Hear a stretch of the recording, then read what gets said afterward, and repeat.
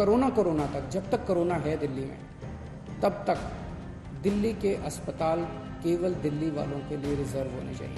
ये असंवेदनशीलता है कि आप कोई अस्पताल में आए, कोई बाहर का है, अंदर का है, सबका इलाज होना चाहिए। इस तरह की असंवेदनशीलता दिखाकर दिल्ली सरकार मुद्दों को भटकाना चाहती है। इसकी वजह देखो, हिंदुस्तान में तो कोरोना स्टार्ट हुआ नहीं था, और जो बाहर से लोग आए उस टाइम पे केंद्र सरकार अगर ध्यान रखती है, फ्लाइट्स को बंद कर देती है, शायद इतना नहीं फैलता। दिल्ली के अंदर कोरोना काफ़ी लेवल पर बढ़ चुका है, और आप देख रहे हैं पिछले कुछ दिनों से 1000 से भी ज़्यादा केस प्रतिदिन आ रहे हैं। 1200, 1400, 1500 केसेज आ रहे हैं।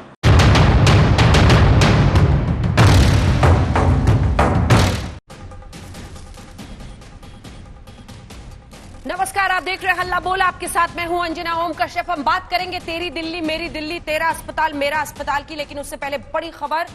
कल दिल्ली में कोरोना को लेकर बड़ी बैठक होने वाली है। बैठक की अगुवाई उपराज्यपाल करेंगे, लेकिन बैठक में केजरीवाल मौजूद नहीं होंगे।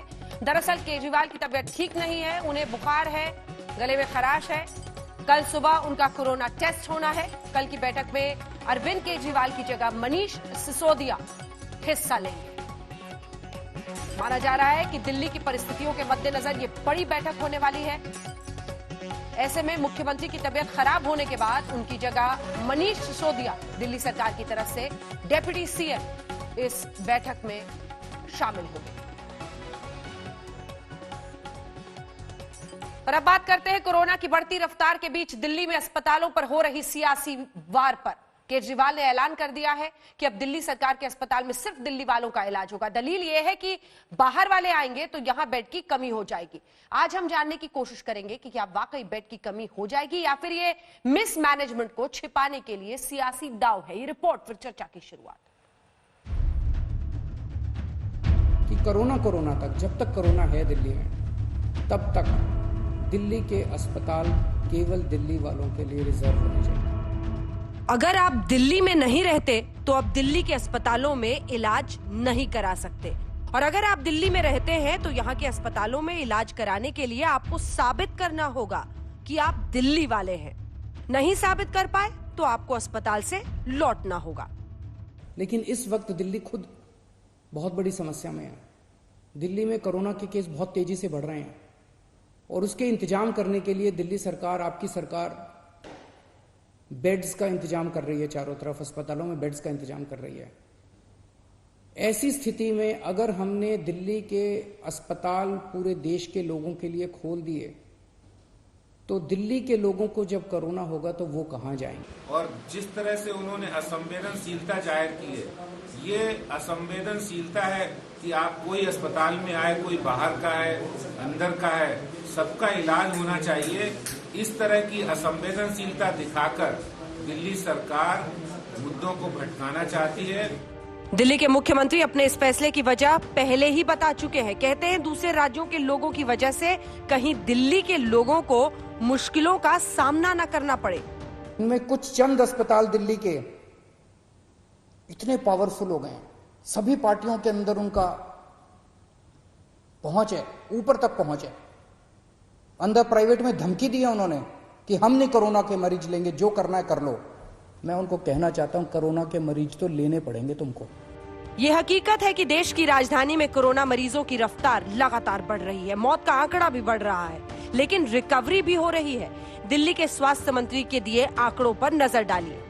दिल्ली में अब तक 812 लोगों की मौत हो चुकी है। 24 घंटे में 1282 नए मामले सामने आए हैं, जिसके बाद कुल मरीजों की तादाद 28,936 पर पहुंच गई है। 10,999 लोग रिकवर हो चुके हैं और फिलहाल 17,125 एक्टिव केस हैं। आंकड़ों से ये साफ है कि करीब 17,125 लोगों को फिलहाल इलाज की दरकार है। इसमें से कई ऐसे लोग होंगे जिन्हें गंभीर लक्षण नहीं होगा और वो होम क्वारंटीन में होंगे। थोड़ा गंभीर मरीज कोरोना केयर सेंटर में होंगे और उससे भी गंभीर मरीजों को अस्पताल में बेड की दरकार होगी। दिल्ली के स्वास्थ्य मंत्री के मुताबिक अस्पतालों में बेड अब भी खाली है। दिल्ली के अंदर हमने अभी इस टाइम पर हमारे ऐप के ऊपर भी 8,500 से ऊपर बेड्स हैं, जिसमें से लगभग आधे बेड अभी खाली हैं। फिर ये समझना थोड़ा मुश्किल है कि मरीजों की परेशानी क्यों हो रही है। ये भी समझना मुश्किल है कि सरकार दिल्ली के बाहर के लोगों को इलाज से क्यों रोक रही है। कहीं ये सिस्टम की नाकामी या सियासी दांव तो नहीं। देखो, हिंदुस्तान में तो कोरोना स्टार्ट हुआ नहीं था, और जो बाहर से लोग आए उस टाइम पे केंद्र सरकार अगर ध्यान रखती है, फ्लाइट्स को बंद कर देती है, शायद इतना नहीं फैलता। दिल्ली के अंदर कोरोना काफ़ी लेवल पे बढ़ चुका है, और आप देख रहे हैं पिछले कुछ दिनों से 1000 से भी ज़्यादा केस प्रतिदिन आ रहे हैं। 1200, 1400, 1500 केसेज आ रहे हैं। इस बीच अरविंद केजरीवाल की तबीयत नासाज है, बुखार के साथ गले में खराश भी है, लिहाजा कल सुबह कोरोना का टेस्ट कराने की तैयारी है। मुख्यमंत्री जी की तबीयत ठीक नहीं है, उनको थोड़ा फीवर है और उनके गले में कफ है, जो हम इसको भी सीरियसली लेके चल रहे हैं। उनका कल कोरोना का टेस्ट होना है, इसीलिए मुख्यमंत्री जी ने अपने आप को आइसोलेट किया है। अभी वो कल से कोई मीटिंग भी नहीं कर रहे हैं। मैंने हनुमान जी से प्रार्थना किया कि अरविंद केजरीवाल जी को, उनको भी स्वस्थ रखें और वो स्वस्थ रहें और दिल्ली को स्वस्थ रखने में अपनी जो भूमिका है उसका निर्वाह करें। कई समाचार ऐसे आ गए हैं, इनका इलाज होगा, बाहर वालों का इलाज नहीं होगा। बाहर वालों तो कोई आ नहीं रहा है दिल्ली में, फिर ऐसी बात क्यों हो रही है? आइए आपको ये भी सुनाते हैं कि अब किस तरह से तमाम पार्टियां अरविंद केजरीवाल की सरकार को इस फैसले पर घेर रही हैं। बीएसपी सुप्रीमो मायावती ने ट्वीट किया, दिल्ली देश की राजधानी है, यहाँ पूरे देश से लोग अपने जरूरी कार्यों से आते रहते हैं। ऐसे में यदि कोई व्यक्ति अचानक बीमार पड़ जाता है तो उसको ये कहकर कि वह दिल्ली का नहीं है, इसलिए दिल्ली सरकार उसका इलाज नहीं होने देगी। ये अति दुर्भाग्यपूर्ण है। केंद्र को इसमें जरूर दखल देना चाहिए। महामारी की शुरुआत हुई तो तैयारियों को लेकर दिल्ली सरकार ने बड़े बड़े दावे किए। कोरोना से निपटने के लिए कई तरह के ब्लूप्रिंट तैयार किए गए, लेकिन जब वायरस की स्पीड बढ़ी तो सियासी रास्तों पर समाधान तलाश करने लगे। आज तक ब्यूरो। आइए इसी पर चर्चा की शुरुआत करते हैं। संजय सिंह हमारे साथ सांसद राज्यसभा के आम आदमी पार्टी के जुड़ गए हैं। राजीव प्रताप रूडी जी हमारे साथ सांसद भारतीय जनता पार्टी के जुड़ेंगे। डॉक्टर कौशल कांत मिश्रा जो कि सीनियर कंसल्टेंट है प्राइमस हॉस्पिटल में, वो हमारे साथ जुड़ रहे हैं। संजय सिंह जी, सबके पहले आपके पास आते हुए जरा अरविंद केजरीवाल जी की पिछले महीने की एक बाइट आपको सुनाना चाहते हैं जो उन्होंने तैयारियों पर बताई थी। इस सवाल के पीछे ये जानकारी बहुत अहम है, इसीलिए सुना रही हूं। अरविंद केजरीवाल ने उस वक्त क्या कहा था तैयारियों पर, आइए आपको पहले सुना देते हैं, फिर संजय जी इसी पर आपका जवाब। इस तरह से 30,000 एक्टिव पेशेंट्स, अगर दिल्ली में 30,000 पेशेंट्स हो जाते हैं, एक्टिव पेशेंट्स, ट्रीट किए हुए नहीं, कई लोग ऐसे हैं जो कि अस्पताल में आए, इलाज हो गया, ठीक हो गए और घर चले गए, वो नहीं, 30,000 एक्टिव पेशेंट्स जब दिल्ली में अगर होंगे, उसकी हमने पूरी तैयारी की है। 30,000 एक्टिव पेशेंट्स में हमारे पास 8,000 हॉस्पिटल के बेड्स होंगे। वो कौन कौन से हॉस्पिटल्स में होंगे उसकी सारी चिन्हित कर लिया गया है कि इतने के बाद फिर इस हॉस्पिटल को टेक ओवर कर लेंगे, इतने के बाद इस हॉस्पिटल को टेक ओवर। 12,000 होटल के कमरे टेक ओवर किए जाएंगे। किस किस होटल को कब टेक ओवर किया जाएगा इसकी भी चिन्हित कर लिया गया है कि 8,000 पेशेंट होने के बाद इस होटल को टेक ओवर किया जाएगा, 7,000 पेशेंट होने के बाद इस होटल को टेक ओवर किया जाएगा, और 10,000 पेशेंट्स को बैंक्वेट्स और धर्मशालाओं में रुकवाया जाएगा। तो 30,000 जब हमारे पास पेशेंट्स होंगे तो जो सबसे सीरियस पेशेंट्स होंगे, जिन पेशेंट्स को हार्ट की बीमारी या लिवर की बीमारी या कैंसर या सांस की बीमारी या डायबिटीज होगी, वो और जो 50 के ऊपर की उम्र के होंगे, इन लोगों को अस्पताल में रखा जाएगा। और जिन लोगों को माइनर सिम्टम्स होंगे, जो 50 के कम की उम्र होंगे, कोई और बीमारी नहीं होगी इस तरह के, उनको हम होटल में और धर्मशाला में आइसोलेशन में रखेंगे। लेकिन वहां भी 7 अप्रैल को जब ऐसी तैयारी की वो बात कर रहे थे, तो अब ऐसा क्या हो गया जिसकी वजह से फैसला बदलना पड़ा? लेकिन बड़ी खबर संजय सिंह साहब इस वक्त आ रही है जो अपने दर्शकों को पहले बता दें। दिल्ली के लेफ्टिनेंट गवर्नर ने दिल्ली में सभी के इलाज के लिए कहा है और दिल्ली के मुख्यमंत्री अरविंद केजरीवाल के फैसले को पलट दिया है। दिल्ली में सभी लोगों का इलाज होगा। सूत्रों के हवाले से फिलहाल अभी खबर आ रही है, थोड़ा सा हमें इंतजार करना चाहिए। एलजी ने केजरीवाल जो मुख्यमंत्री हैं दिल्ली के, अरविंद केजरीवाल, उनके फैसले को बदलते हुए दिल्ली में सभी लोगों के इलाज की बात कही है। लेकिन पूर्ण रूप से जब जैसे ही जानकारी आ जाएगी हम आपको बताते हैं। बड़ी खबर इस वक्त आ रही है संजय सिंह साहब, दोनों पर ही आपका रिएक्शन। एक तो अगर एलजी इस तरह से फैसले को बदलते हैं तो आप क्या कहेंगे, और दूसरा जो हमने 8 अप्रैल का अरविंद केजरीवाल जी का ही पूरा वो बयान सुना है, उन्होंने 30,000 मरीजों की बात की थी और आज 28,000 के करीब मरीज हैं। दिल्ली से बाहर वालों का इलाज नहीं कर पाएंगे, ये कहने की नौबत क्यों आई जब तैयारी पूरी थी? संजय जी। देखिए, बिल्कुल आपने सही कहा कि तैयारी पूरी थी और तैयारी पूरी है, और 28,000 मरीजों में बहुत सारे मरीज ठीक भी हो गए हैं। मेरे ख्याल से उनका आंकड़ा आपने नहीं दिया। आज दिल्ली के अंदर 9,000 बेड सुरक्षित हैं, जिसमें से अभी भी लगभग 3,500 बेड अस्पतालों में, अलग अलग अस्पतालों में खाली हैं, जिसमें प्राइवेट हॉस्पिटल भी है, जिसमें दिल्ली के सरकारी हॉस्पिटल भी हैं, और साथ ही साथ आने वाले दिनों में हम होटल्स को, बैंक्वेट हॉल्स को, जरूरत पड़ी तो स्टेडियम को, इनको भी हॉस्पिटल में कन्वर्ट करेंगे। ये पहले भी मुख्यमंत्री जी बता चुके हैं। तो हम बेड की कहीं कमी लोगों के लिए नहीं आने देंगे, ऑक्सीजन की कमी, वेंटिलेटर की कमी नहीं आने देंगे। प्लाज्मा थेरेपी जैसी सक्सेसफुल चिकित्सा की विधि यहाँ अपनाई गई, उसको यहाँ एक बेहतरीन चिकित्सा के रूप में लोगों के लिए इलाज के लिए किया गया।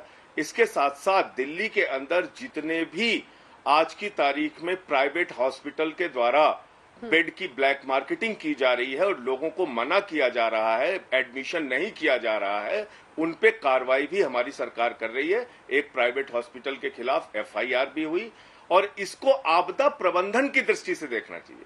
इसको कोई भेदभाव की दृष्टि से देखना मैं समझता हूं बहुत दुर्भाग्यपूर्ण है। आज एक विशेष परिस्थिति में, और बार बार केजरीवाल जी ने और दिल्ली सरकार ने और हम लोगों ने कहा, मैं खुद उत्तर प्रदेश से आता हूं, यहाँ पर रहने वाले यूपी, बिहार, हरियाणा, कर्नाटक, तमिलनाडु के लोग इमरजेंसी सिचुएशन में कहाँ जाएंगे?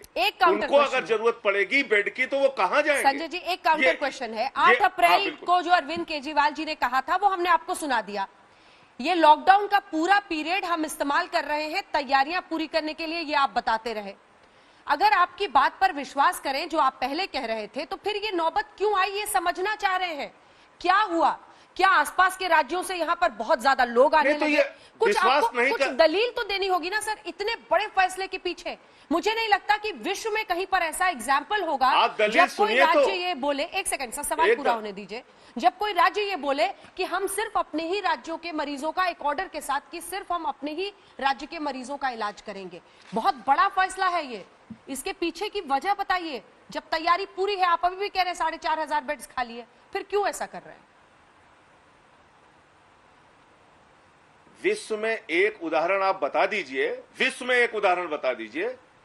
दिल्ली एनसीआर में दिल्ली से हरियाणा जाने का रास्ता खुदवा दिया गया। खट्टर साहब ने कहा हम यहाँ पे कोरोना संक्रमित लोग आ रहे हैं दिल्ली से, हम इनको घुसने नहीं देंगे। कोरोना योद्धा जिसको प्रधानमंत्री जी कहते हैं, उन डॉक्टर्स की एंट्री हरियाणा में बंद कर दी। हाँ, डॉक्टर्स की एंट्री हरियाणा में बंद कर दी। गाजियाबाद में डॉक्टर्स की एंट्री बंद कर दी। नोएडा में दिल्ली के मरीज तो क्या, दिल्ली के लोगों की एंट्री बंद कर दी। नोएडा से दिल्ली में एक मां को 7 महीने का अपना बच्चा जो उसका अपोलो में एडमिट था, दूध पिलाने के लिए आना था, उसको आने नहीं दिया गया। ये कहीं सुना है आपने? हमने तो एक, आपको पूरी बात आप सुन लेंगी तो चीजें समझ में आ जाएंगी। हमारे तैयारी में, फिर मैं दोहरा रहा हूं, कोई कमी नहीं है। जरूरत पड़ने पे हम बेड की संख्या, और उन्होंने बोला, आपने जो दिखाया उसमें भी बोला, फेज वाइज हम बेड की संख्या बढ़ाएंगे। हम उस पर पूरी तरीके से कायम है, हम उसको बढ़ाते जाएंगे। जैसे जैसे जरूरत पड़ेगी वैसे वैसे हम बेड की संख्या दिल्ली में बढ़ाएंगे। आज की तारीख में 3,500-4 हजार बेड हमारे पास अभी भी खाली हैं हॉस्पिटल में। जहां प्रॉब्लम आ रही है उस पर कार्रवाई करने का काम हम कर रहे हैं। अब आपने सवाल ये जो पूछा कि हमने दिल्ली से बाहर के लोगों का एडमिशन बंद क्यों किया, आज अगर दिल्ली के रहने वाले यूपी, बिहार, हरियाणा, कर्नाटक के लोगों को कोई तकलीफ होती है, इमरजेंसी होती है, उनको बेड कहां से मिलेगी? 10,000 सेंट्रल गवर्नमेंट के हॉस्पिटल के बेड सभी लोगों के लिए ओपन है। सारे प्राइवेट हॉस्पिटल में क्रिटिकल केसेस के लिए, ऑपरेशन से लेके इलाज के लिए, सारे लोगों के लिए, सबके लिए, पूरे देश के लिए ओपन है। हमने कौन सा भेदभाव कर दिया? अगर यहां रहने वालों की चिंता करना भेदभाव है तो इससे ज्यादा तो दुर्भाग्यपूर्ण कुछ नहीं हो सकता। अगर अस्पतालों में भीड़ बढ़ जाएगी, केसेस दिल्ली में बढ़ जाएंगे, डेथ बढ़ जाएगी। आप इस महासंकट के दौर में भी देख रही हैं, भारतीय जनता पार्टी धरना, प्रदर्शन, आंदोलन, मोर्चाबंदी किसी भी तरीके से छोड़ने को तैयार नहीं। चित भी मेरी, पट भी मेरी। आपने पूछा हमने इंतजाम क्या किया, उसको 1 मिनट में खत्म करके मैं आता हूं। अगर एलजी फैसला बदलते हैं उस पर भी बोलिएगा। अगर एलजी फैसला बदल देते हैं, एलजी फैसला बदल देते हैं उस पर भी बोलिएगा। खबर आ रही है ऐसी सूत्रों ये आप ऑन एयर जानकारी दे रही, ये आप ऑन एयर जानकारी दे रही हैं, मेरे पास कोई उनकी चिट्ठी नहीं है। ये आप ऑन एयर जानकारी दे रही हैं, मुझे मेरे पास उनकी कोई चिट्ठी नहीं है कि उन्होंने फैसला बदला है नहीं बदला। उसको देखने के बाद ही कोई प्रतिक्रिया देना ठीक होगा, नहीं तो ये लोग कहेंगे कि ये लोग फर्जी राजनीति करते हैं। दिल्ली में आज टेस्टिंग और इलाज की क्या स्थिति है वो थोड़ा सा मैं बताना चाहूंगा। केसेस बढ़ रहे हैं, मैं इसको मानता हूं, बट आपकी बात को मान रहा हूं। दिल्ली में 10 लाख लोगों में 12,198 की टेस्टिंग होती है, तमिलनाडु में 7400, राजस्थान में 6,224, कर्नाटक में 5,482, महाराष्ट्र में 4,400, गुजरात में 3,500, बंगाल में 2,500, मध्य प्रदेश में 2,300, उत्तर प्रदेश में 1,500, बिहार में 769। ये हमारे टेस्टिंग का आंकड़ा, और ये मेरा आंकड़ा नहीं है अंजना ओम कश्यप जी, ये टाइम्स ऑफ इंडिया ने प्रकाशित किया है वो आंकड़ा है। अब आप हमने इलाज में क्या किया है वो आप जान लीजिए, हम कितना सक्सेसफुल रहे हैं लोगों का इलाज कर पाने में, वो 1 मिनट में बस आपको मैं बताना चाहूंगा। आज दिल्ली के अंदर जो मृत्यु दर है प्रति 10 लाख, अहमदाबाद में 118 लोगों की मृत्यु हो रही है, मुंबई में 83 लोगों की हो रही है, पुणे में 55 लोगों की हो रही है, दिल्ली में 32 लोगों की हो रही है। ये शहरों का आंकड़ा है। और अगर आप मृत्यु दर की बात करेंगे, अहमदाबाद में 6.9% है, मुंबई में 3.1% है, पुणे में 4.4% है और दिल्ली में 2.6% है। अगर हमने कुछ किया नहीं, अगर हमने चिकित्सा सुविधाओं के लिए कुछ किया नहीं। एक बार सर ये वाला ग्राफिक्स आप देखिए, ये माना आंकड़े अभी दिल्ली के कम है, लेकिन दिल्ली की हालत क्यों खराब है इस पर नजर डालिए। हम आपको बता रहे हैं कि किस राज्य में कितनी मौतें हो रही हैं, लेकिन जो जनसंख्या के हिसाब से है यानी केसेस पर मिलियन, उसमें दिल्ली बहुत आगे है। 1,262 केसेस प्रति मिलियन है और 33 लोगों की मौत हो रही है। अगला आंकड़ा दिखाइए, अगला जो ग्राफिक्स है दिखाइए, प्रति 10 लाख। ये देखिए सर, इसमें आप बहुत आगे निकल जाते हैं। ये वाला आंकड़ा अगर आप देखेंगे पॉपुलेशन के हिसाब से, संजय जी, एक तरफ दिल्ली में यही देखिए, अब आप सबसे आगे आ जाते हैं, 1,162 लोग प्रति 10 लाख में यहां पर मामले हैं और मौत 33 लोग की हो रही है। महाराष्ट्र भी आपसे पीछे है, जहां प्रति 10 लाख 637 मामले हैं और 22 मौतें हो रही हैं। इसलिए चिंता है दिल्ली को लेकर इस वक्त। संजय जी, छोटा सा रिस्पॉन्स, उसके बाद मैं रूडी जी के पास जाऊंगा। मैंने पूरा आपको आंकड़ा बता तो दिया मृत्यु दर के मामले में, और ये टाइम्स ऑफ इंडिया की रिपोर्ट है, और इसको आप, मैं चाह रहा हूं कि आज तक चैनल ये जांच कराए। अगर मैं झूठ बोल रहा हूंगा तो मैं आपके चैनल पे लाइव माफी मांगूंगा। ये आंकड़े प्रमाणित आंकड़े हैं। दिल्ली में मृत्यु दर 2.6% है, अहमदाबाद में हमसे 3 गुना ज्यादा 6.9% है, मुंबई में 3.1% है, पुणे में 4.4% है ये आंकड़ा। और जो मैंने टेस्टिंग बताया, आज 23 करोड़ की आबादी वाला उत्तर प्रदेश 1500 लोगों की टेस्टिंग कर रहा है प्रति 10 लाख, और 2 करोड़ की आबादी वाला दिल्ली 12,198 लोगों की टेस्टिंग कर रहा है प्रति 10 लाख, गुजरात 3500 लोगों की टेस्टिंग कर रहा है प्रति 10 लाख, कर्नाटक 5,400 लोगों की टेस्टिंग कर रहा है प्रति 10 लाख, महाराष्ट्र 4,400 लोगों की टेस्टिंग कर रहा है प्रति 10 लाख, राजस्थान 6200 कर रहा है। ये आंकड़े साफ तौर पे हैं, और ये मैं कह रहा हूं कि आप इसको चेक कराइए। अगर मैं झूठ बोल रहा हूं तो मैं माफी मांगूंगा आपके चैनल पे। ये आंकड़े तो हम भी दिखा रहे हैं टेस्टिंग में सबसे ज्यादा, जो आंकड़े आप कह रहे हैं वो टेस्टिंग में हम सबसे ज्यादा, लेकिन मृत्यु दर में हम पॉपुलेशन के हिसाब से, उसके बाद भी हमारी चिकित्सा व्यवस्था सबसे खराब है। चलिए ठीक है, एक बार रूडी जी से इस पर जवाब लेते हैं। रूडी जी, वो कह रहे हैं कि हम मुकाबले में सबसे मुस्तैद हैं, आप फिर भी एक चीज बताइए अंजना जी, आज दिल्ली, पूछ लीजिए पूछिए संजय। नहीं, मैं कह रहा हूं दिल्ली में, आप भी जानती हैं, रूडी जी भी जानते होंगे, सब लोग जानते होंगे, दिल्ली में सबसे ज्यादा विदेशों से फ्लाइट जनवरी से लेकर मार्च तक दिल्ली में आई। सबसे ज्यादा लोग यहां पर आए, जो हाई रिस्क आप कह सकती हैं वो दिल्ली के लिए था कोरोना संक्रमण के मामले में। इस सच से तो पर्दा हटाया जाना चाहिए आपके चैनल पे, कम से कम बिल्कुल हम लोगों को तो ये पता होना चाहिए कि भाई दिल्ली में केसेस बढ़ने की एक नहीं कई वजह हैं। एक क्लैरिफिकेशन चाहिए, जब आपके मुख्यमंत्री जी पीएम के साथ बैठक में शामिल होते थे तो क्या उन्होंने ये सुझाव दिया था? अरे यार जी, आपके मुख्यमंत्री भी तो पीएम के साथ क्या बातचीत हुआ था करते क्या होंगे। नहीं हुआ था वो हाँ।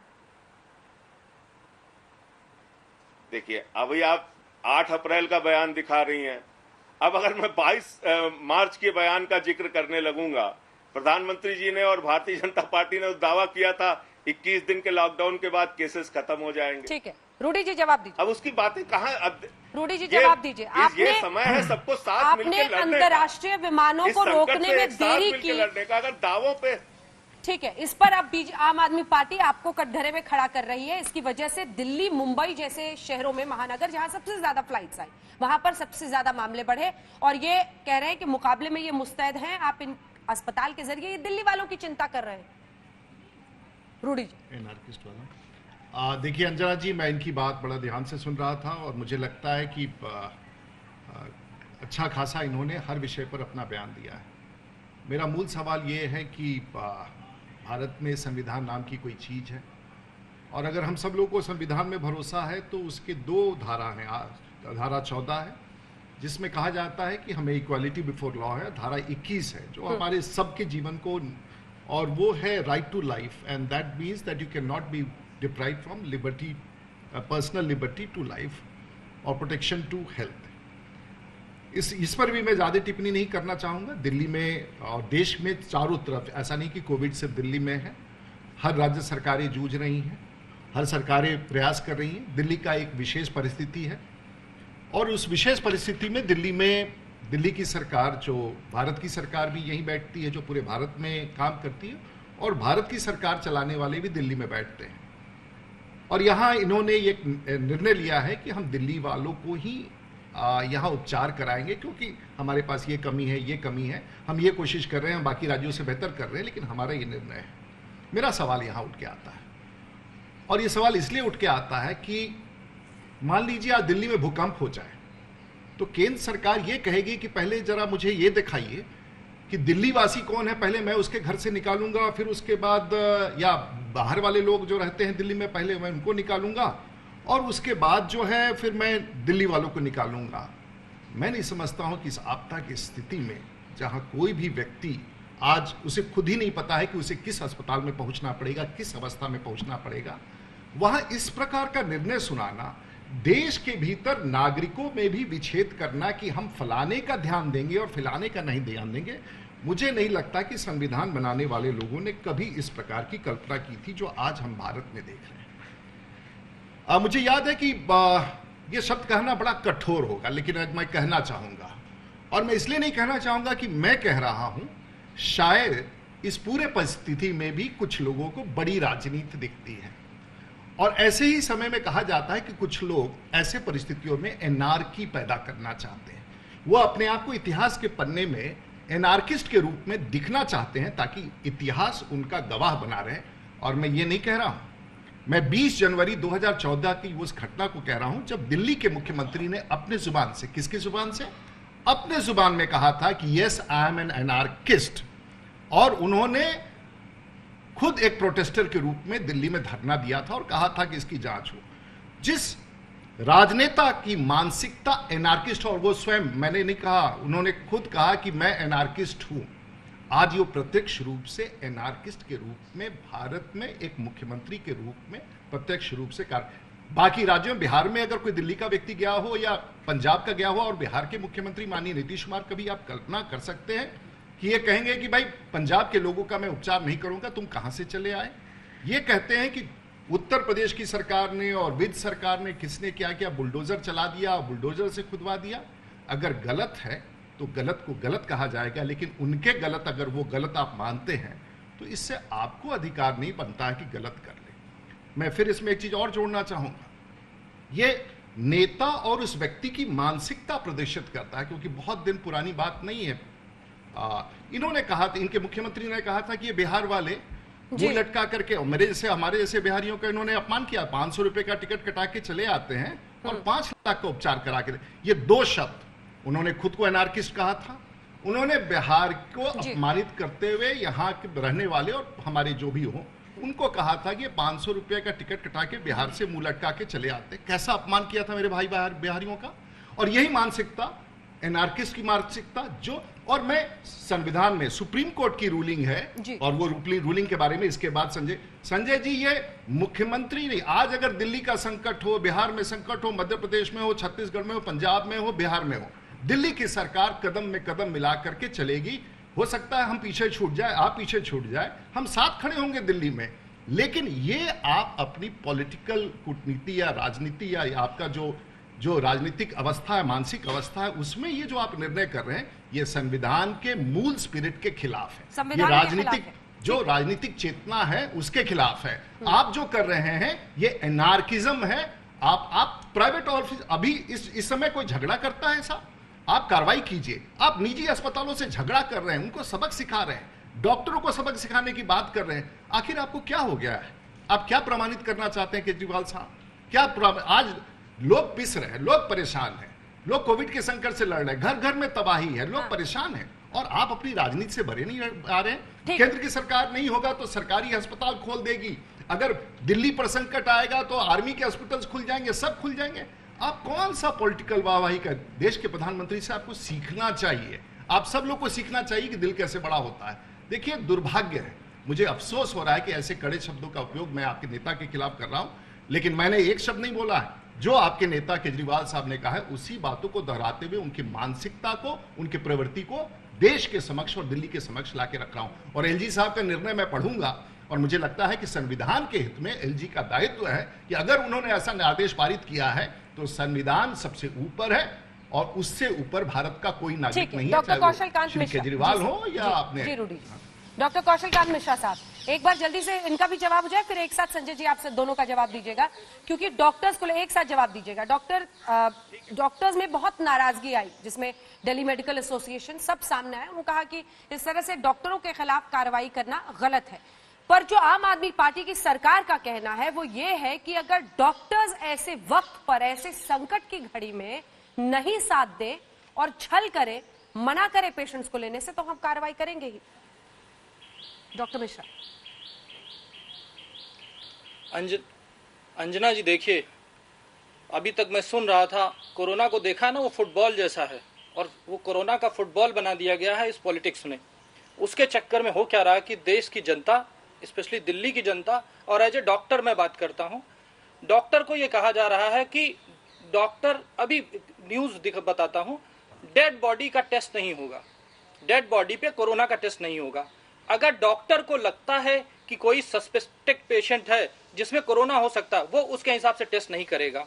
मैं बड़ी विनम्रता से कहना चाहूंगा कि अरविंद जी की आज तबीयत खराब है, लेकिन एज ए डॉक्टर उनका टेस्ट होना चाहिए, ये बिल्कुल सही है, लेकिन उनकी अपनी गाइडलाइन ही उनके टेस्ट को रोकती है। क्यों? क्योंकि वो ना हाई इंडेक्स में आते हैं, ना वो सस्पिशन है, ना उनके फैमिली में कोई कोरोना है। तो ये जो हो क्या रहा है कि हर शाम को कोई भी पॉलिटिकल पार्टी हो, वो शाम को बैठती है, बैठ के एक नया ऑर्डर निकालेगी। जब से कोरोना हुआ है तब से पिछले अगर 10 साल के ऑर्डर देख लिया जाए और पिछले कोरोना काल के ऑर्डर देख लिया जाए, उससे ज्यादा ऑर्डर पास हुए। हम एक ऑर्डर इंप्लीमेंट करते हैं, तब तक एक नया ऑर्डर आ जाता है। ये एक मेस की सिचुएशन बन गई, एक नेटवर्क बन गया है। हम एक चीज को इंप्लीमेंट करते हैं, दूसरी आ जाती है। बार बार ये बताया जा रहा है कि डॉक्टर्स मरीजों का इलाज नहीं कर रहे हैं, ये बिल्कुल गलत है। डॉक्टर, किसी भी डॉक्टर ने किसी भी मरीज को इलाज करने से कभी नहीं मना किया। अभी संजय जी बैठे हुए हैं, मैं संजय जी से बड़ा रिक्वेस्ट करूंगा कि सर, आपका एक ऑर्डर जो as a doctor, as a citizen मुझे चुभता है कि जो आपने ये ऑर्डर किया कि 20% और 80%, आपने कहा कि 20% सारे हॉस्पिटल में होना चाहिए। मैं आपको रिक्वेस्ट करूंगा आपके चैनल के माध्यम से कि आप पूरे हॉस्पिटल को 100% लीजिए सर। 20% लेकर के आप उस 80% की सारी पॉपुलेशन को हाई रिस्क पे डाल रहे हैं, उनको कोरोना हो जाएगा। एज ए सर्जन मैं बताना चाहता हूं कि अगर किसी पेशेंट को कोरोना नहीं है और अगर मैं सर्जरी करता हूं, ऑर्थोपेडिक सर्जरी करता हूं, तो उसमें rate of death less than 1% के आसपास आती है। 5% कॉम्प्लिकेशन है, लेस देन 1% डेथ रेट है। लेकिन अगर हम कोरोना के केस में जनरल सर्जरी या ऑर्थोपेडिक सर्जरी करते हैं, उसमें वो रेट ऑफ डेथ 25 गुना बढ़ जाती है, 25% हो जाती है। और आप ये भी कह रहे हैं कि जो मरीज का अगर हम सर्जरी के लिए लेते हैं तो हम उसका कोरोना का टेस्ट भी ना करें, यानी कि ये मरीज को भी नहीं पता होगा कि उसको कोरोना है, ना उसके घर वालों को पता होगा। तो ये एक बहुत बड़ा कहें तो मेडिकल मेस बना दिया गया। हो क्या रहा है कि डॉक्टर को किनारे कर दिया गया है और कहा गया है कि you should follow the orders. Doctor का जो अपना मेडिकल एक्यूमेंट है उसको ऑर्डर्स में बांध दिया गया है। तो डॉक्टरी तो रह नहीं गई है, ये केवल एडमिनिस्ट्रेशन चल रहा है जो मेस हो चुका है। अब बात आती है, एक बार संजय जी जवाब दे लें, फिर अपनी बात कहिएगा। मैं जवाब दे दूं? जी, मैं जवाब दे देता हूं। पहली बात तो राजीव प्रताप रूढ़ी जी ने कई बयानों का जिक्र किया और मैं चाहूंगा कि इस पूरे लॉकडाउन के दौरान दिल्ली के मुख्यमंत्री अरविंद केजरीवाल जी का एक बयान दिखा दीजिए जो उन्होंने केंद्र सरकार के खिलाफ दिया हो, जो उन्होंने प्रधानमंत्री के खिलाफ दिया हो। कोई एक बयान दिखा दीजिए जहां उन्होंने सहयोगात्मक रवैया नहीं अपनाने की बात की हो, एक बयान दिखा दीजिए। लेकिन आप 2014 के बयान और 15 के बयान और 17 के बयान निकाल के अगर उनको अनार्किस्ट साबित करना चाहते हैं तो ये आपकी खुशी हो सकती है। दूसरी बात आपने कहा बराबरी की बात। राजीव प्रताप रूढ़ी जी, आपने मेरी बात का समर्थन किया, मुझे बहुत अच्छा लगा। आप संविधान की धाराओं का जिक्र कर रहे थे, आप कह रहे थे हिंदुस्तान में हर नागरिक को बराबरी का अधिकार है, उसका बराबरी से ध्यान देना चाहिए।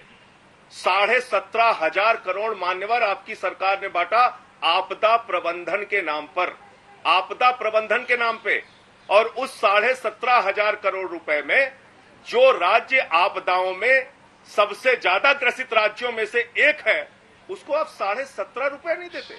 और जब आपके नेताओं से हम लोगों ने सवाल किया तो उन्होंने कहा साहब दिल्ली यूटी है, हम उसकी मदद नहीं करेंगे। अरे भाई, कल को कश्मीर पे पाकिस्तान हमला कर देगा, आप कह देंगे कश्मीर यूटी है, हम मदद नहीं करेंगे। पौंडीचेरी में भूकंप आ जाएगा, आपदा आ जाएगी, आप कह देंगे पौंडीचेरी यूटी है, हम उसकी मदद नहीं करेंगे। इस प्रकार की दलीलें आपकी सरकार की तरफ से और इस तरह का सौतेला व्यवहार आपकी सरकार की ओर से किया जाता है। आपने एक बात कही, वो सबसे महत्वपूर्ण है, यहां पर बराबरी से इलाज होना चाहिए। 10,000 बेड सेंट्रल गवर्नमेंट के, वो सबके लिए 10,000 बेड दिल्ली में रहने वालों के लिए कोरोना संक्रमण की विशेष स्थिति को देखने के लिए देखते हुए अगर सुरक्षित किया गया है तो इसमें मुझे नहीं लगता कि कोई गलत बात है। प्राइवेट हॉस्पिटल की बात की अभी और डॉक्टर्स की बात अभी हमारे डॉक्टर साहब कह रहे थे। मुझे अच्छा लगता कि अगर हमारे डॉक्टर साहब और रूढ़ी साहब अस्पतालों की वो खबरें आपके टीवी चैनल पर दिखाई गई, वो खबरें पढ़कर आते, देखकर आते, जहां पर बेड के लिए कोरोना संक्रमित मरीजों के परिवारों को अपमानित करके एक हॉस्पिटल नहीं 5-5 हॉस्पिटल से भगाया गया। मैं पूरे सम्मान के साथ कहना चाहता हूं, 10-10, 15-15 लाख रुपए की मांग की गई। पैथोलॉजी 6 पैथोलॉजी जिनको हमारी सरकार ने चिन्हित किया, पॉजिटिव लोगों की रिपोर्ट निगेटिव दे देते हैं, निगेटिव लोगों की रिपोर्ट पॉजिटिव दे देते हैं, लोगों के जीवन के साथ खिलवाड़ कर रहे हैं। मैं तो उम्मीद कर रहा था कि डॉक्टर्स जो लोगों का जीवन बचाने के लिए आते हैं, उनका एसोसिएशन कहता ऐसे लोगों के खिलाफ सख्त कार्रवाई होनी चाहिए। हम उन डॉक्टर्स का सम्मान करते हैं, उनके लिए होटल्स में रहने का इंतजाम हो, चाहे पीपी किट्स का इंतजाम हो, चाहे उनकी सुरक्षा सेवा को बेहतर बनाने के लिए जो कुछ भी सरकारी स्तर पे हमें करना है वो हो। दिल्ली की सरकार पहली सरकार है जिसने कहा किसी कोरोना योद्धा की मृत्यु अगर हो गई 1 करोड़ रुपए उसके परिवार को हम लोग सहायता। संजय जी, आपको टोक रही हूँ बीच में, बड़ी खबर की पुष्टि हो गई है। एक सेकंड संजय जी 1 सेकंड, चिट्ठी आ गई है एलजी की, एलजी का ऑर्डर आ गया। 1 सेकंड, आ रही हूँ रूडी साहब आपके पास भी। बड़ी खबर इस वक्त की जो हम पहले भी आपको बता रहे थे, एलजी ने दिल्ली के मुख्यमंत्री अरविंद केजरीवाल के फैसले को पलट दिया है। क्या लिखा है उन्होंने चिट्ठी में, क्या ऑर्डर है, ये भी हम आपको सुनाते हैं। बड़ी खबर है इस वक्त की, दिल्ली के मुख्यमंत्री अरविंद केजरीवाल के फैसले को दिल्ली के एलजी ने पलट दिया है। दिल्ली में सभी का इलाज होगा, ये कहा है लेफ्टिनेंट गवर्नर ने। मुख्यमंत्री अरविंद केजरीवाल का फैसला था जो बीते दिन उन्होंने प्रेस कॉन्फ्रेंस के जरिए जानकारी सबको दी थी। उन्होंने साफ साफ कहा था कि दिल्ली के जो अस्पताल है दिल्ली सरकार के अधीन है, वहां पर दिल्ली वालों का ही इलाज होगा। लेकिन ये वो चिट्ठी है, चिट्ठी भी सामने है अब संजय सिंह साहब, ये आदेश है अनिल बैजल, लेफ्टिनेंट गवर्नर दिल्ली, जिनका ये कहना है कि सबका, उन्होंने फैसला पलट दिया है। देखिए, लेफ्टिनेंट गवर्नर के बारे में भारतीय जनता पार्टी के प्रवक्ता ने एक चैनल में कहा कि वो एक नेता हैं, साफ तौर पे कहा। तो लेफ्टिनेंट गवर्नर क्या फैसला ले रहे हैं, क्या कर रहे हैं, उसको देखने समझने के बाद बात करेंगे। जहां तक ये लिया गया फैसला है, ये डॉक्टर्स की कमेटी जो हेड कर रहे थे डॉक्टर महेश वर्मा, जो एक यूनिवर्सिटी के वाइस चांसलर भी हैं, और 5 उनके साथ डॉक्टर्स थे, उनकी रिपोर्ट के आधार पर 90% जनता की राय के आधार पर, 7.5 लाख लोगों की दी गई राय के आधार पर, उनके ईमेल SMS डॉक्टर्स की रिपोर्ट के आधार पर लिया गया फैसला है। अब अगर आप कह रहे हैं कि एलजी साहब ने कोई ऑर्डर किया है तो सरकार इस पर उनसे बातचीत करेगी। चलिए ठीक है। डॉक्टर मिश्रा वो कह रहे हैं कि डॉक्टर्स के साथ मिलकर ये फैसला लिया गया है परिस्थिति को देखते हुए। मुझे लगता है ये संजय जी ने ये इस फैसले के बारे में बताया जो दिल्ली में इलाज होने की बात है। पहली चीज ये कि जो एज ए डॉक्टर मेरे लिए ऑर्डर भी है कि अगर मेरे पास कोई इमरजेंसी में मरीज आता है तो मैं उसका ID कार्ड न मांगूं, मैं उसका इलाज करूं, जिसके लिए संजय जी अभी बोल रहे थे। और मैं संजय जी से कहूंगा, संजय जी, कुछ जैसे बहुत सारे इंसिडेंट होते हैं, उसमें से कुछ इंसिडेंट गिना करके आप डॉक्टरों की जो इमेज को खराब करने की कोशिश कर रहे हैं वो गलत है। आप आइए हमारे साथ। आपने कहा जो कोरोना वॉरियर हैं उनके लिए आप 1 करोड़ रुपए देंगे। मैं आपसे पूछता हूं, मैं कोरोना का ट्रीटमेंट नहीं करता, लेकिन अगर एक ऐसा पेशेंट आता है जिसको कोरोना हो, जिसकी मैं जांच भी नहीं करा सकता, उसके बाद मेरे को कोरोना हो जाता है, तो क्या आप मुझे पैसे देंगे? ये सब बेकार की बात है सर। मैं सिर्फ ये चाहता हूं कि जो सही है वो हो। मैं यहाँ पॉलिटिक्स की बात नहीं कर रहा हूं। मैं क्या चाहता हूं, मैं आपको 2 मिनट में बताता हूं। मैं चाहता हूं जितने ज्यादा से ज्यादा लोग हों उनका टेस्ट होना चाहिए।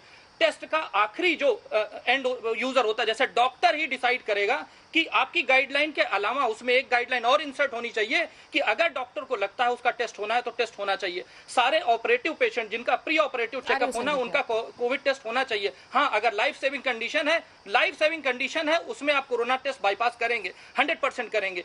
ये चीजें फॉलो होनी चाहिए। इसके अलावा जिस तरीके से यहाँ पर दिल्ली में पब्लिक में ये कोरोना फैल रहा है, हम स्टेज 4 में जा चुके हैं सर। हमें इस बात की तैयारी करनी चाहिए। आप जो 30,000 बेड की बात कर रहे हैं ना, आगे आने वाले समय में कम से कम 1.5 लाख बेड की जरूरत पड़ेगी इस दिल्ली को। आप मेरी बात याद रखिएगा। इसके अलावा मैं बताना चाहता हूं, जो भी रेड जोन है, जो भी कंटेनमेंट एरिया है, वहां पे मैं आपके चैनल के माध्यम से रिक्वेस्ट कर रहा हूं कि हाइड्रोक्सी क्लोरोक्विन, आइवरमेक्टिन, जिंक, इनका पब्लिकली डिस्ट्रीब्यूशन करना शुरू कीजिए और टेस्टिंग के नंबर को बढ़ाइए। आप ये कह रहे हैं कि दूसरे प्रदेश क्या करते हैं? दूसरे प्रदेश और कैपिटल राजधानी, देश की राजधानी है, पूरे विश्व में दिल्ली का नाम आता है, ना कि कर्नाटका, मुंबई और कहीं और का नाम आता है। हम देश की राजधानी में रहते हैं, हमें सबसे ज्यादा प्रायोरिटी मिलती है और हमें सबसे ज्यादा फैसिलिटी मिलती है, और ये राजधानी होने की वजह से है। तो राजधानी में सारे नागरिकों को बराबर ट्रीटमेंट लेने का अधिकार है। और मैं चाहता हूं कि आप ये कहें कि हम सबसे ज्यादा टेस्ट करें, क्योंकि जब तक हम टेस्ट नहीं करेंगे और हम नंबर को छुपाने की कोशिश करेंगे तो ये समझ लीजिए कि दिल्ली एक आने वाले न्यूक्लियर बम पे बैठी है। अगले 1.5 महीने में आप देखिएगा दिल्ली में कम से कम अगर नंबर सही रहे तो ये मान लीजिए कम से कम 5 लाख केस होने वाले हैं। संजय जी जवाब दे दें, फिर मैं रूडी साहब आपके पास। डॉक्टर साहब जो महाशय बोल रहे हैं, जो डॉक्टर साहब महाशय बोल रहे हैं, इन्होंने मेरी बात का जवाब नहीं दिया और आपके टीवी चैनल ने दिखाया है। एक नहीं कई हॉस्पिटल में 5-5, 6-6, 10-10 हॉस्पिटल में लोग दौड़कर अगर जा रहे हैं और उनका एडमिशन नहीं हो रहा है, तो उन हॉस्पिटल्स पे, उन डॉक्टर्स पे कार्रवाई होनी चाहिए कि नहीं? ये तरीका ठीक नहीं है। ये आपके डिबेट बिल्कुल संजय जी, डॉक्टर मिश्रा वो बोल ले, फिर मैं आऊंगी आपके पास। डॉक्टर मिश्रा मैं आऊंगी, डॉक्टर मिश्रा मैं आऊंगी। डॉक्टर साहब आप चुप रहिए। आप बोल रहे थे, मैं चुप था। मैंने बिल्कुल शालीनता से आपकी बात सुनी। आपका नंबर आएगा, आप बोलिएगा।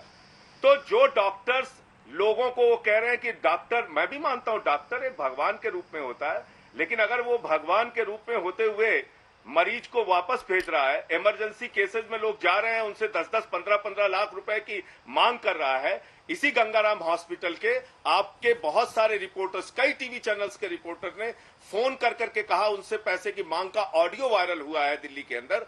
आप बताइए उन लोगों पे FIR और कार्रवाई होनी चाहिए कि नहीं होनी चाहिए? पैथोलॉजी, जो 6 पैथोलॉजी उनके खिलाफ जो कार्रवाई की गई, उनको बंद किया गया है। जिनका पॉजिटिव नहीं है उनका आप निगेटिव, जिनका पॉजिटिव है उनका निगेटिव दे रहे हो, जिनका निगेटिव है उनका पॉजिटिव दे रहे हो। ये तो किसी व्यक्ति के जीवन के साथ आप खिलवाड़ कर रहे हैं। और पूरी की पूरी भाजपा इन प्राइवेट हॉस्पिटल वालों के साथ और इन पैथोलॉजी चलाने वालों के साथ, ये नकली रिपोर्ट देने वालों के साथ, लोगों की जिंदगी के साथ खिलवाड़ करने वालों के साथ पूरी भाजपा खड़ी हो जाती है। ये कौन सा तरीका है? हम ऐसे लोगों पे कार्रवाई नहीं करें तो क्या करें ठीक है, जो रोडी लोगों साहब की जवाब जिंदगी दीजिए। के साथ खिलवाड़ कर रहे हैं। अंजना जी, मैं माननीय सांसद संजय जी के हताशा को यहाँ सुन करके, मैं ही नहीं, जितने भी लोग आज सुन रहे होंगे, मैं तो चुपचाप बैठ के सुन रहा हूँ। अंजना जी, आपने इतना बड़ा अच्छा काम किया, इनको बोलने दिया, और ये पहले कहाँ से शुरू हुए, फिर डॉक्टरों को खराब करार दिया, फिर उन्होंने कहा फलाने खराब हैं, फिर आकर कहा कि भाजपा वाले ऐसे हैं। तो ये जो जहाँ से शुरू हुए थे वहीं लौट आए, इन्होंने किसी बात का कोई तर्क नहीं दिया। अब आपने जो समाचार दिया, मैं कह रहा था आपके चैनल में, और आप इतना बढ़िया है कि आप सबकी बात सुन लेती हैं और मौका देती है। मैं कह रहा था कि संविधान में ये स्वीकार नहीं होगा। मैं कह रहा था कि जो संविधान के तहत प्रावधान है, सुप्रीम कोर्ट का निर्देश है, और वो आपको याद होगा एक केस हुआ था सुप्रीम कोर्ट में, उस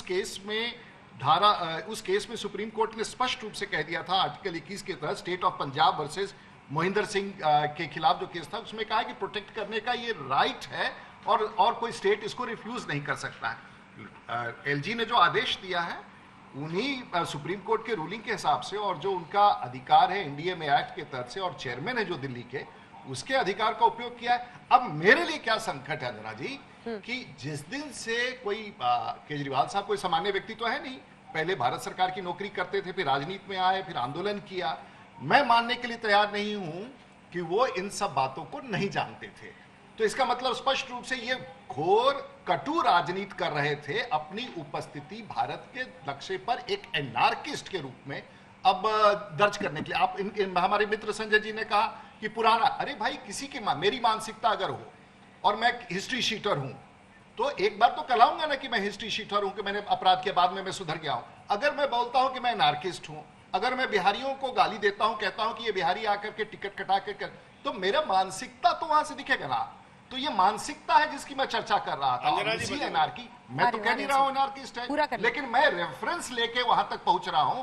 और आज जो एलजी ने आदेश दिया है, ये एक संवैधानिक आदेश है, और लगातार केजरीवाल साहब दिल्ली की सड़कों पर असंवैधानिक निर्णय सुना के दिल्ली के डॉक्टरों को, दिल्ली में मरीजों को मानसिक रूप से प्रताड़ित कर रहे थे, व्यवस्था को, सामान्य लोगों को, देश को।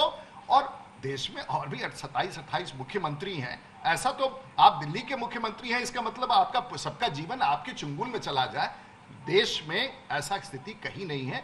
तो दुर्भाग्य की स्थिति है कि ये भाजपा को कुछ कह रहे हैं, भाजपा के लोगों के बारे में। मैं भाजपा के बारे में कही नहीं रहा हूं, मैं तो एक राज्य के मुख्यमंत्री के उस व्यवहार के बारे में पूरे भारतवर्ष को बता रहा हूं कि एक एनार्किस्ट मुख्यमंत्री भारत के दिल्ली के राजधानी के कुर्सी पर बैठा है, जो देश को चुनौती दे रहा है, संविधान को चुनौती दे रहा है। और हमें ऐसे व्यक्ति के खिलाफ, तो खिलाफत की बात तो क्या है, लेकिन हमें सचेत होना पड़ेगा। और मैं एलजी का आदेश जिसकी प्रति मेरे पास है, मैं आभार व्यक्त करना चाहूंगा एलजी साहब का, और स्वाभाविक तौर से देश की सरकार का, कि कम से कम सत्यता तो सामने आई कि क्या इन लोग कर रहे हैं दिल्ली में बैठ के। हम संकट में पड़े हैं, बीमार हैं, हम अस्पतालों में जाना है, डॉक्टर मुझे देंगे, डॉक्टरों को गाली दो, अस्पतालों को गाली दो, लोगों को गाली दो, बाहर के लोगों को गाली दो। ये क्या है?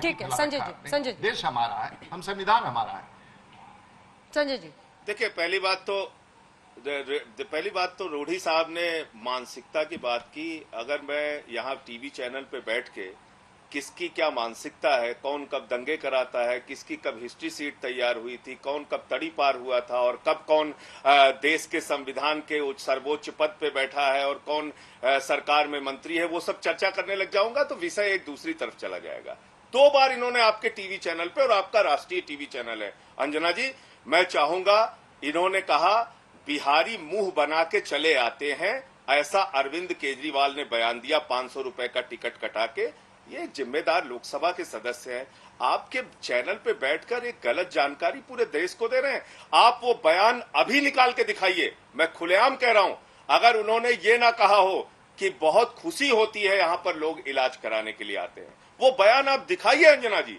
2 बार एक लोकसभा के सदस्य, भाजपा के राष्ट्रीय प्रवक्ता बैठ के बिहार के लोगों को खुद से अपमानित करने का काम कर रहे हैं। उत्तर प्रदेश, बिहार के लोगों के लिए हम लोग पिछले, जब से लॉकडाउन लगा है, लगातार उनके बीच के मैं रह के काम कर रहा हूं। और आप बार बार कह रहे हैं कि हमने बिहारियों को यहां इलाज करने से मना किया, बिहारियों को मुंह बना के चले आते हैं, ये बयान दिया। अभी आपको मौका लग जाए, आप अपने यहाँ बोल दीजिए, वो बयान जरूर दिखाइए अरविंद केजरीवाल का। अनार्किस्ट किसे कहते हैं? अनार्किस्ट उन लोगों को नहीं कहते जो इस महासंकट के समय में हमारा साथ देने के बजाय, एमसीडी का हॉस्पिटल, कोविड हॉस्पिटल बनाने के बजाय, एमसीडी के माध्यम से रसोइयां चलाने के बजाय, भारतीय जनता पार्टी की इकाई हमारे साथ खड़ी होने के बजाय हमारे खिलाफ धरना प्रदर्शन आंदोलन कर रही है, दिल्ली के अंदर मोर्चाबंदी कर रही है, दिन रात केजरीवाल और सरकार की आलोचना में लगी हुई है। दिल्ली सरकार के उस फैसले पर हम चर्चा कर रहे थे जिसमें दिल्ली के अस्पतालों में सिर्फ दिल्ली वालों का ही इलाज होगा। तेरी दिल्ली मेरी दिल्ली, तेरा अस्पताल मेरा अस्पताल। लेकिन बहस करते करते ही खबर आ गई कि दिल्ली के उपराज्यपाल ने बदल दिया है केजरीवाल सरकार का फैसला। अब देश के किसी हिस्से से आए व्यक्ति का दिल्ली के अस्पतालों में इलाज होगा। देखते रहिए आज तक।